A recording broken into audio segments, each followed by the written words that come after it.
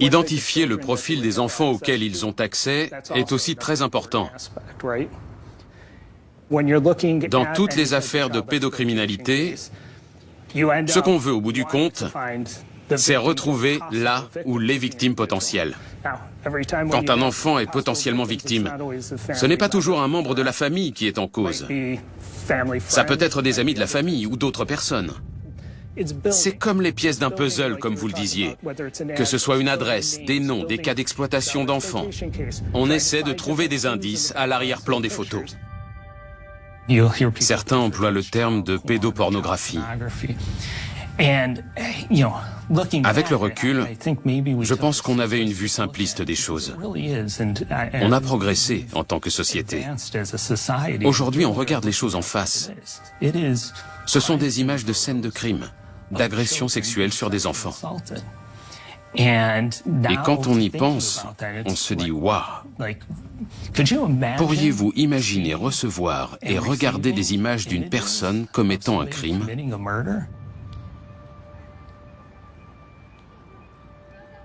Quand on est en plein dedans, on essaye de se blinder. C'est comme quand il y a un accident. En tant que policier, on fait ce qu'on a à faire. C'est ce qu'on faisait face à de telles monstruosités.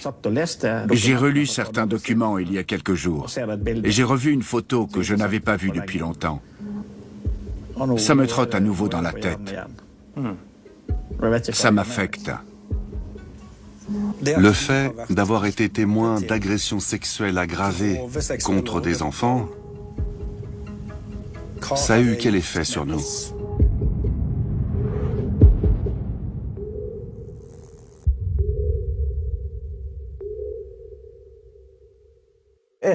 Quand Johan Martin Wië a été placé en détention provisoire, on s'est réunis pour convenir d'un plan.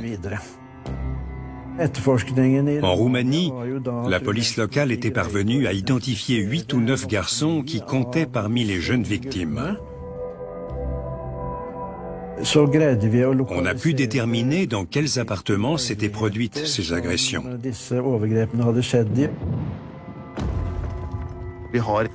On s'est d'abord concentré sur les faits et gestes de Wië, ici en Norvège.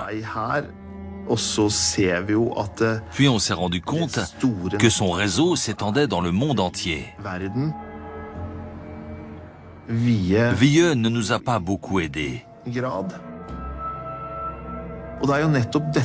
C'est souvent comme ça quand on fait partie d'un réseau où on a fourni des contenus. Tout le monde compte sur vous pour garder le silence. C'est agaçant de parler à quelqu'un qui ne voit pas ce qu'il a fait de mal ou qui s'entête à nier. Mais il a le droit de faire ça.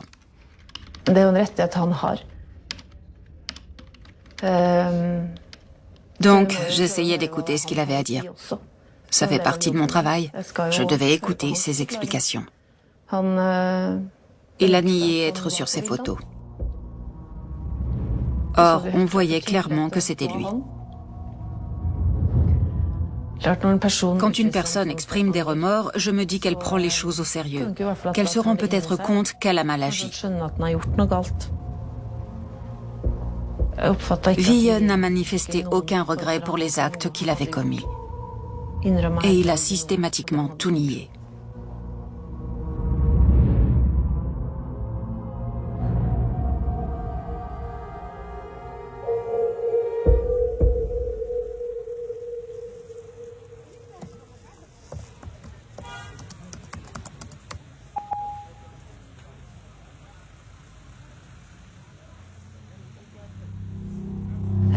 Je me souviens de nombreux échanges entre notre homme, Johan Martin Wië, et quelqu'un travaillant en Afghanistan.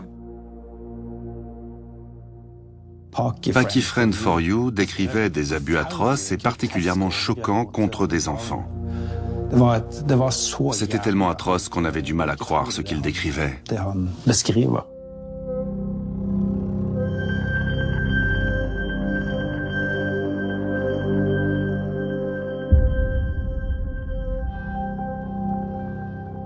Paki Friend for You chattait à la fois avec Guido et Villeux et discutait de choses abjectes.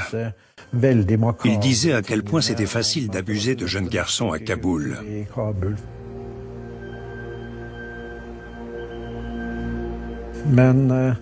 Malheureusement, on n'avait que son pseudo. Franchement, quelle chance avait-on de résoudre cette affaire?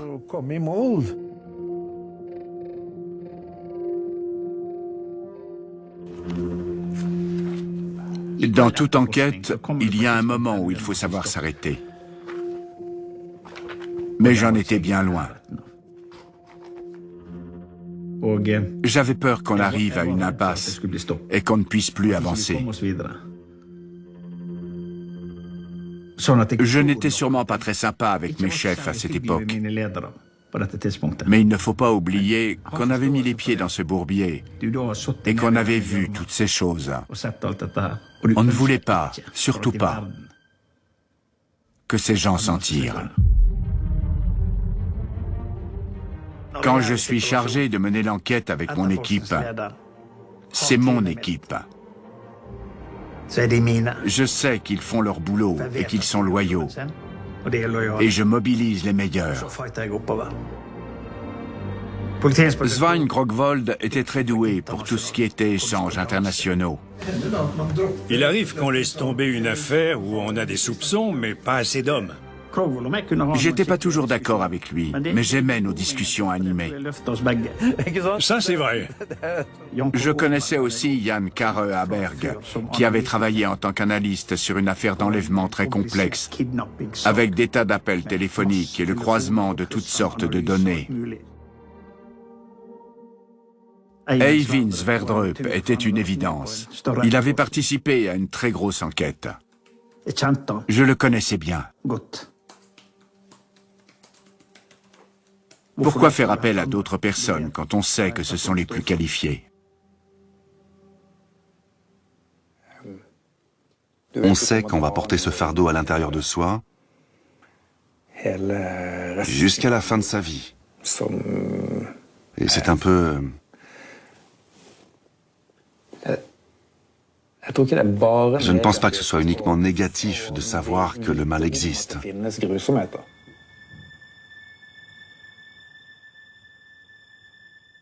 J'ai des enfants, et à l'époque, ils étaient petits.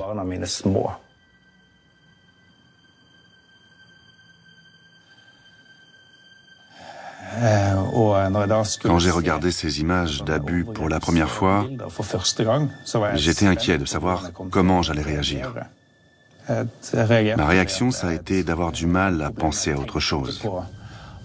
La nuit, je n'arrivais pas à dormir.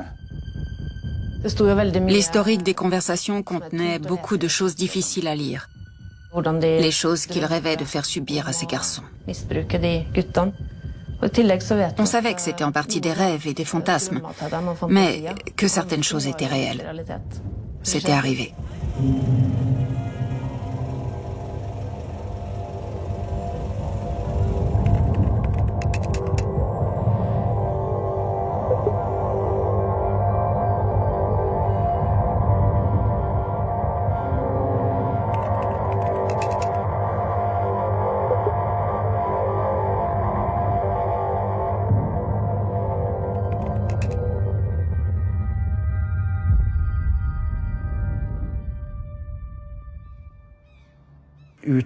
Les historiques de discussion nous ont dévoilé ce Paki Friend for You. On ne savait pas qui c'était, mais il était clairement à Kaboul, autrement dit en Afghanistan.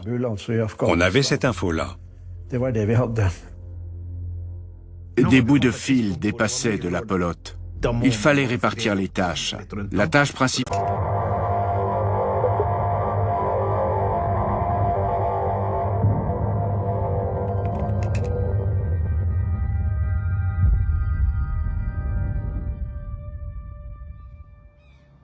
Les historiques de discussion nous ont dévoilé ce Paki Friend for You. On ne savait pas qui c'était, mais il était clairement à Kaboul, autrement dit en Afghanistan.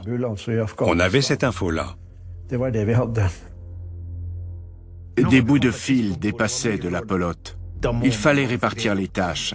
La tâche principale d'Eivind Sverdrup était de suivre cette piste. Où était Pakifren for You? On ramait. Mais un jour, j'ai reçu un appel d'une collègue qui était en congé maladie, mais qui bossait quand même. Eivind, je sais qui est Pakifren for You. Comment t'as trouvé? J'ai fait des recherches Google sur une adresse mail qu'il avait donnée dans une discussion avec Johan Martin Vieux. Elle est identique à une adresse mail universitaire utilisée par un étudiant à Islamabad. Il s'appelle Sohail Ayaz. Une personne dont le nom correspondait avait publié un article sur Internet où il était précisé que cet individu travaillait pour une agence humanitaire américaine du nom de USAID à Kaboul. On s'est réunis pour discuter de la suite à donner. Ce n'était pas la peine de demander de l'aide à la police de Kaboul. Elle avait déjà fort à faire avec ce qu'il se passait là-bas.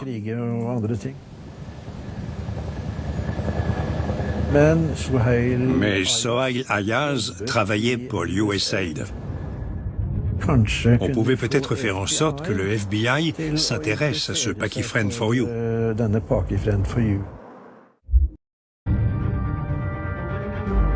Le FBI a un rayon d'action mondial. On a des enquêteurs partout dans le monde en liaison avec nos partenaires internationaux. On participe à ces enquêtes depuis les années 90, époque où ce type de crime a émergé sur Internet. On a donc une vaste expérience et des succès en la matière.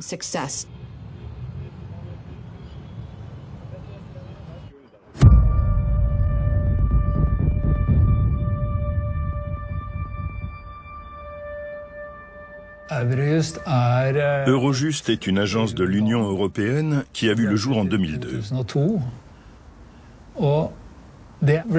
Elle a été créée pour renforcer la coopération internationale dans les affaires pénales.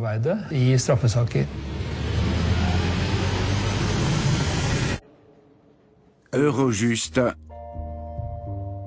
17 octobre 2008. Ce jour-là, on a compris que c'était sérieux. Le fait de monter dans cet avion pour se rendre de Bergen à Amsterdam, c'était lourd de sens. Et j'ai horreur des cravates. Les cravates, c'est pas mon truc. Mais là, j'ai compris qu'il fallait que je me mette sur mon 31. On avait un contact là-bas.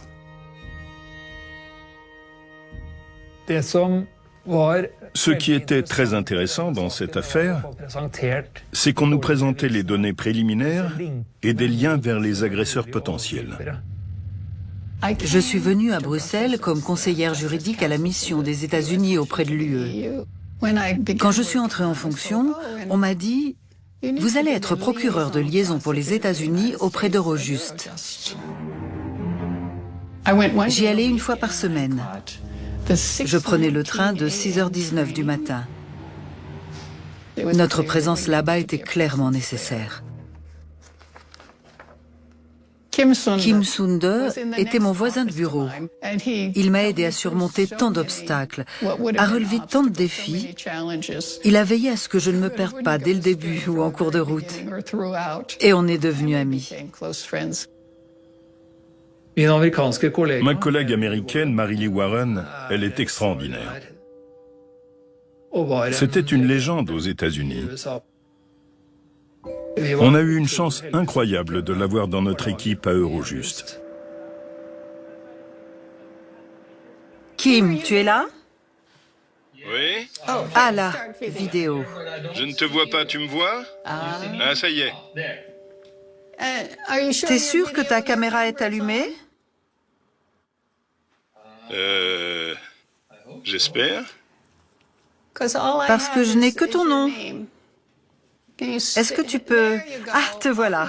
Tu existes. Oui.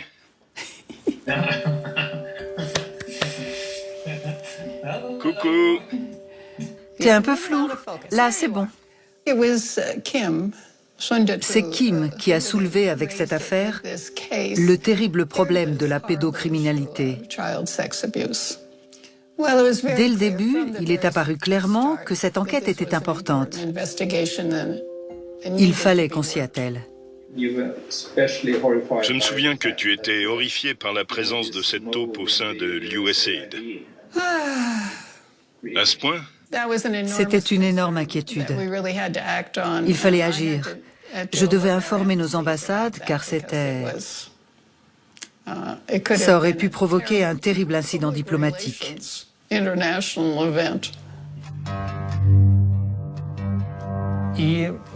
Dans l'affaire Lost Boy, comme on l'a appelé, on a tenu notre première réunion de coordination le 17 octobre 2008. Je n'avais jamais participé à ce genre de réunion. Mais quand on est entré dans la salle, il est apparu très vite qu'on poursuivait tous le même but. Quand on va dans la même direction, il y a une relation spéciale qui s'établit. Des gens ayant tous enquêté sur ce type de crime, rassemblés autour du même objectif. Ce jour-là, des liens se sont renforcés et d'autres se sont créés. Apprendre à se connaître et instaurer un respect mutuel, c'est primordial quand on travaille de cette manière. Quand je retourne à Los Angeles et que le premier enquêteur, Bent, retourne en Norvège, je veux me sentir libre de prendre mon téléphone et de l'appeler, ou de lui écrire un mail pour partager une information. Ou parfois juste d'aller manger avec un collègue un soir, après une réunion particulièrement animée. Adrienne a été très importante pour moi dans cette affaire. Ce qui m'a frappé chez Bent, c'est qu'il est vraiment humble et modeste. Si je comprends bien, c'est un peu une légende dans sa région d'origine, en Norvège. Et du début jusqu'à la fin, il était agréable et disposé à participer à toutes nos conversations. Aucun de nos partenaires internationaux ne semblait l'intimider. J'étais de patrouille quand le téléphone a sonné. C'était toi qui m'appelais. Salut, c'est Bent. Salut Bent. Ça t'intéresserait de travailler avec moi sur un projet? Il s'agit de quoi? Je peux rien te dire, c'est secret. Alors je ne crois pas que ça m'intéresse. Je suis bien ici. Tu ne peux pas m'en dire un peu plus? Je peux te dire un truc. C'est énorme. Tu t'en souviens?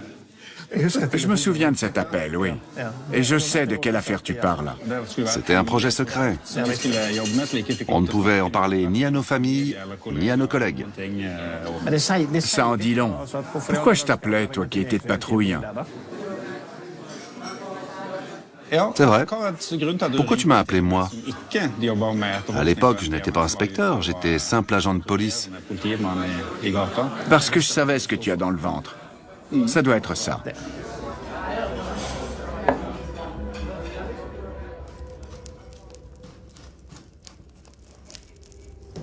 On a travaillé sur ce dossier pendant plusieurs années.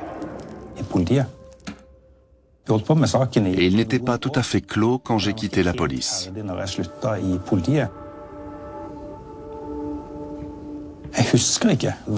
Je ne me souviens pas de la première photo ou de la première vidéo. Je me souviens juste avoir eu une réaction très forte. Quand je préparais le repas, quand j'étais au volant de ma voiture ou quand je faisais les courses, ces images me revenaient en tête et flashaient sur ma rétine. C'était absolument horrible. Salut toi! Les enquêteurs, qui auraient pu travailler pour de grandes entreprises, gagner je ne sais combien d'argent, ont choisi ce combat. Pour la justice, ce qui est énorme. C'est une charge extrêmement lourde pour ces gens. Je ne sais pas comment ils tiennent aussi longtemps, mais ils le font et ils progressent dans leur travail d'enquête. Mais je pense au cauchemar qu'ils doivent faire. C'est dans votre tête en permanence. Les meurtres aussi, bien sûr, mais...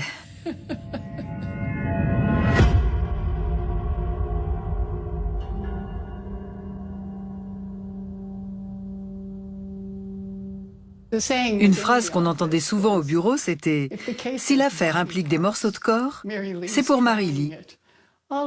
Dans toutes les affaires qui m'étaient confiées, les corps avaient été tronçonnés et jetés dans une rivière ou autre. J'étais connue pour traiter les affaires les plus sanglantes.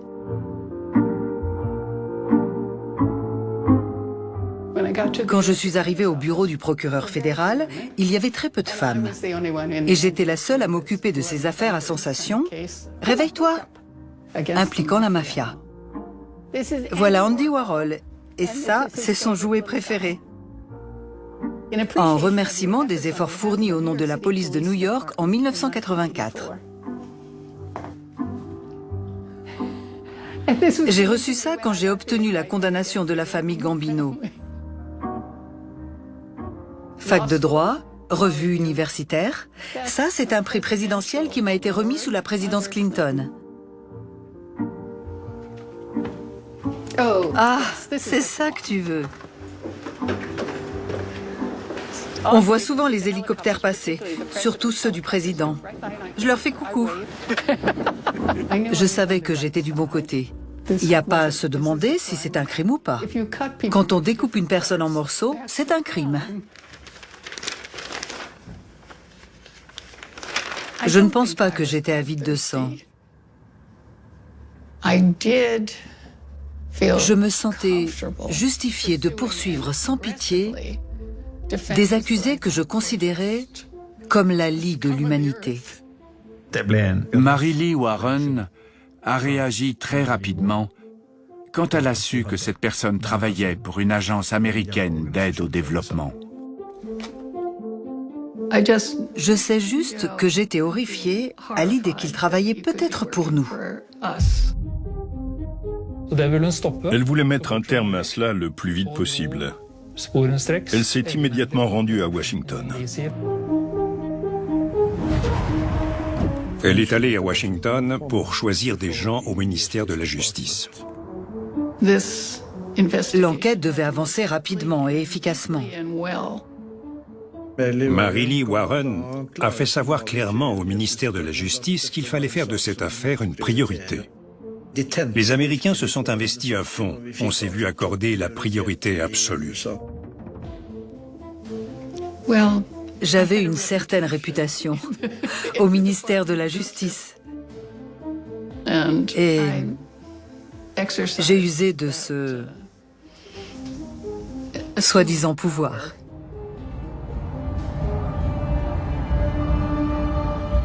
Le FBI s'est donc impliqué activement. J'étais à Los Angeles, dans mon bureau. Je travaillais quand mon supérieur est venu me voir et m'a dit « On a une enquête qui nous arrive de Norvège ». Il m'a demandé si ça m'intéressait de travailler sur cette affaire et j'ai accepté. Quand Mary Lee Warren a réagi et annoncé que les Américains allaient s'impliquer, ça a confirmé ce que je pensais, à savoir qu'on pouvait compter sur elle. Elle a été une grande source d'inspiration pour moi.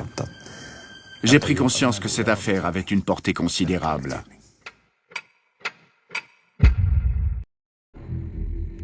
J'ai parlé à notre ambassadeur en Afghanistan.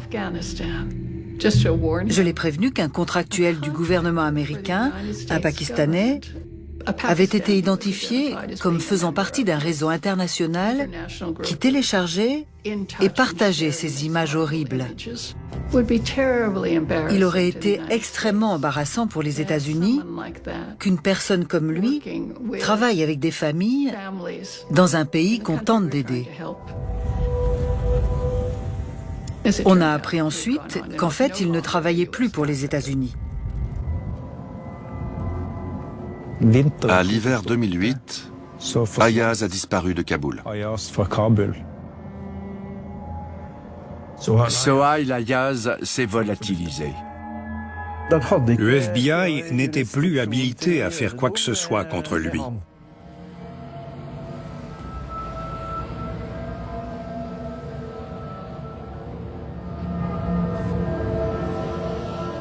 La grande question était de savoir où était Sohail Ayyaz.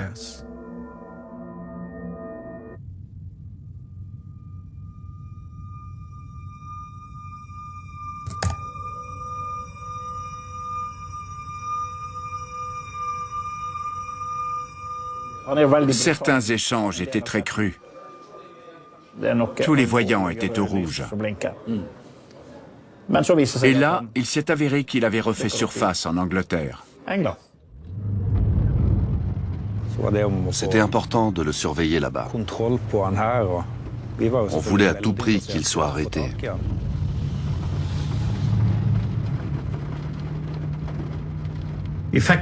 La police anglaise n'a pas eu la réaction qu'on espérait.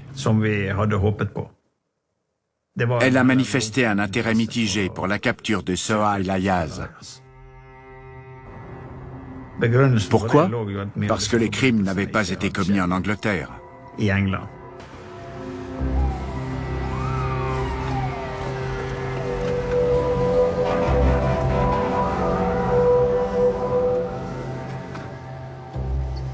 Pour nous qui collaborions avec Eurojust, cette réaction était bizarre.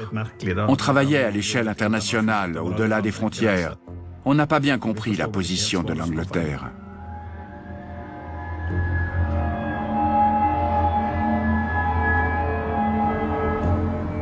Dans certaines grandes villes, on avait des représentants norvégiens du Kripos, le service national norvégien d'investigation criminelle.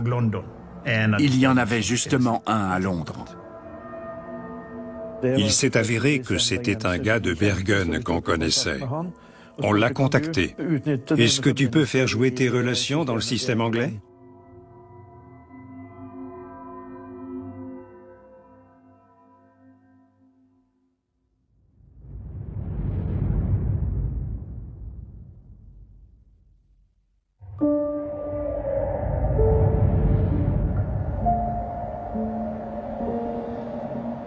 C'est horrible à dire,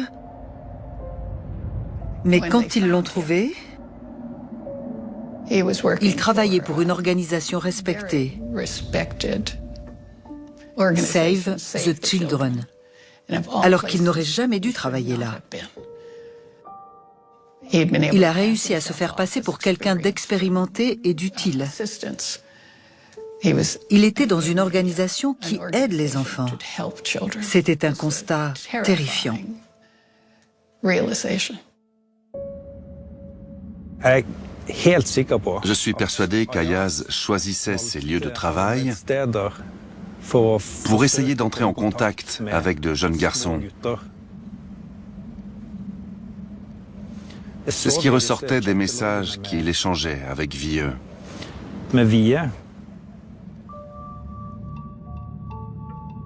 Save the Children, à Londres. Littéralement, sauver les enfants. Ça a été un choc pour nous, c'est le moins qu'on puisse dire. Il fallait agir vite. Et cette fois-là, la police anglaise a réagi. En effectuant une arrestation et une perquisition.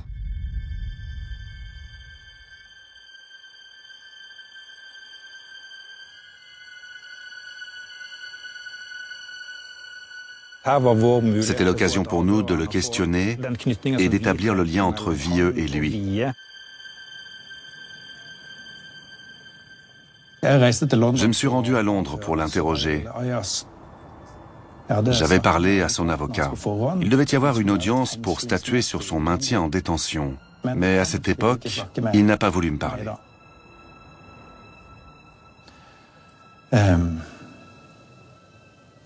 Je ne me souviens plus vraiment de son comportement, mais il ne m'a pas fait forte impression. J'avais lu ses messages. Ça avait l'air d'être un monstre sanguinaire. Mais dans cette salle d'audience, il ne m'a pas marqué.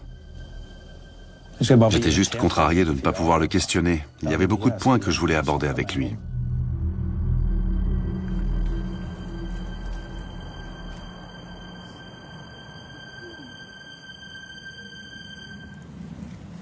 Quand on travaillait sur cette affaire, au bout d'un moment, on a plus ou moins arrêté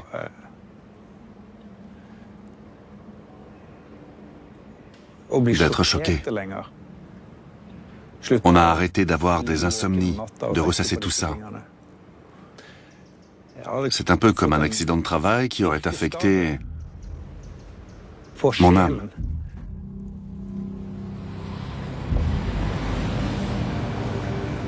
Le fait de ne plus être trop affecté en lisant des descriptions aussi violentes, en regardant des vidéos horribles ou en travaillant sur cette affaire, de ne plus être choqué, ça voulait dire qu'on était devenu insensible. Quand il a été arrêté et condamné, on a senti qu'on avait fait ce qu'on pouvait pour faire cesser ce qui nous avait si longtemps inquiétés dans ses messages. On avait atteint le moment où il avait été capturé. On pouvait passer aux autres. On avait rempli notre devoir social et on avait arrêté un prédateur.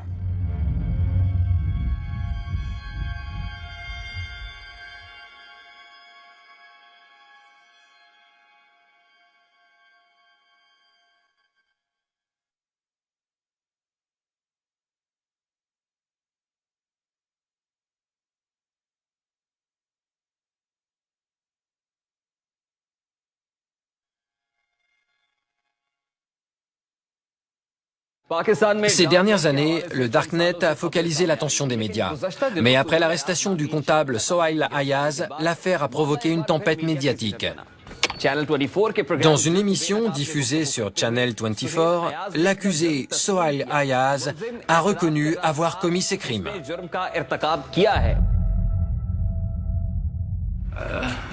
Je m'appelle Sohail Ayyaz. Je vis à Awari. Et je suis attiré par les garçons. J'ai eu des rapports sexuels avec plusieurs jeunes garçons. J'ai été condamné au Royaume-Uni, où j'ai purgé ma peine. J'ai également fait mon temps en Italie, puis j'ai été extradé au Pakistan.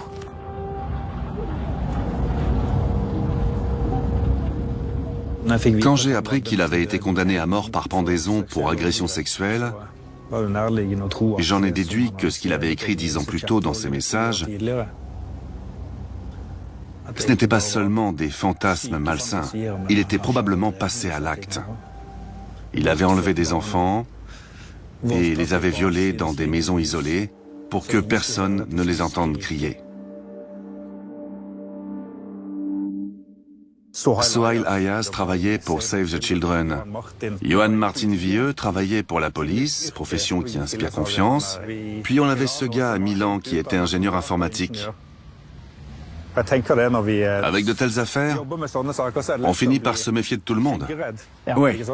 On peut finir par croire qu'il y a des violeurs d'enfants à chaque coin de rue. Oui, c'est vrai.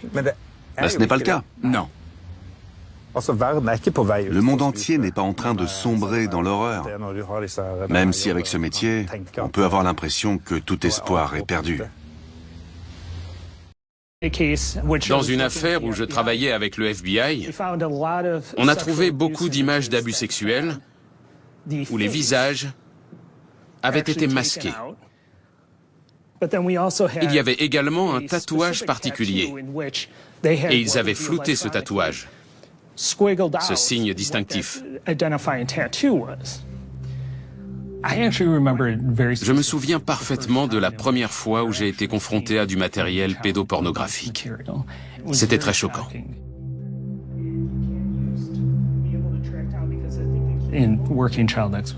Quand on travaille sur des cas d'exploitation d'enfants, je crois qu'il faut avoir un mental très fort. Il faut être capable de se raccrocher à ce qu'on fait au quotidien, à ce qu'on fait en temps normal, et mettre au point des mécanismes de défense. Aller courir, assister à un match de baseball. Il faut avoir la possibilité et les moyens de décompresser, de se protéger. Si vous y pensez sans arrêt, parfois c'est pour ça que certains enquêteurs ne peuvent pas bosser sur ces affaires.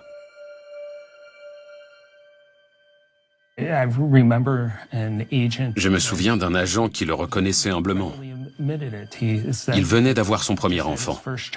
Et il disait, « Je ne peux pas m'arrêter d'y penser. Je ne peux pas chasser ces images. »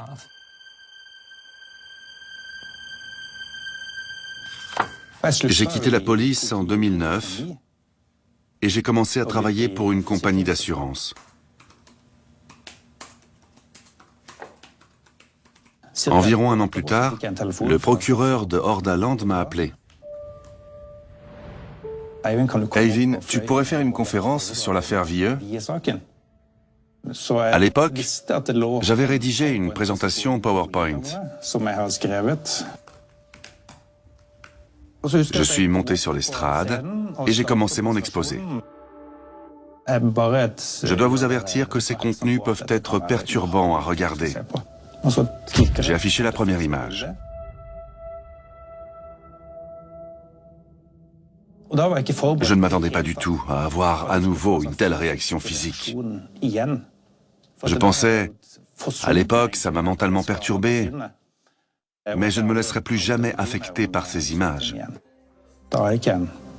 Je n'ai plus cette blessure en moi. Ça a cicatrisé.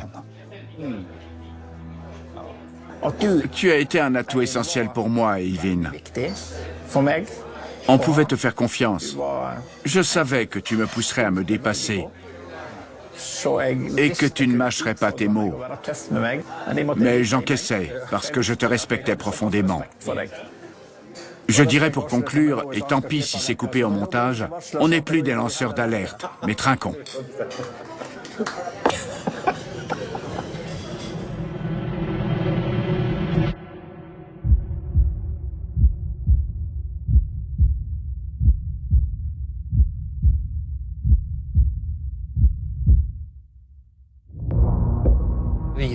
L'affaire Vieux est l'une des plus grosses affaires qu'on ait jamais traitées. On a appréhendé des violeurs d'enfants, des gens qui se sont livrés à des actes pédophiles et qui ont dû en assumer les conséquences. Il y avait celui qui travaillait pour Save the Children, un employé IBM, un expert informatique en Italie, et un policier en Norvège. Les trois personnages principaux. L'ex-policier accusé d'agression sexuelle sur 18 enfants a appelé des non-coupables des accusations les plus graves. C'est alors que le nom de Cally Toons est apparu. Il fallait suivre cette piste. Si on est plus expérimenté et peut-être plus avancé dans le domaine de la loi pénale, Police! Perquisition! c'est parce qu'il y a plus de crimes chez nous. C'est devenu une gigantesque traque aux criminels. Nous, on arrivait de notre petit pays. Waouh! L'équipe regroupait la crème de l'appareil policier et judiciaire. Il y avait le FBI, le service d'inspection postale, la police et le bureau du shérif de Los Angeles, la police de la route de Californie, toutes ces agences. C'était une performance brillamment orchestrée. Tout le monde était synchro. Prendre la vie d'un enfant ou lui voler son innocence, c'est terrible. Il y a beaucoup de choses que le grand public ne sait pas. C'est un acte d'une cruauté impardonnable. Il y avait de nombreux agresseurs. Un anesthésiste pédiatrique, Un avocat, des profs d'université, et ils ont abusé collectivement d'un enfant de 6 ans en s'organisant via ce forum. Ils ont découvert un réseau réservé à des individus très particuliers. Nous sommes ici aujourd'hui pour évoquer une vaste enquête internationale sur un groupe d'hommes qui se retrouvaient sur Internet pour partager des contenus pédopornographiques et leur intérêt commun. C'est comme ça qu'on a appris l'existence de Lost Boy.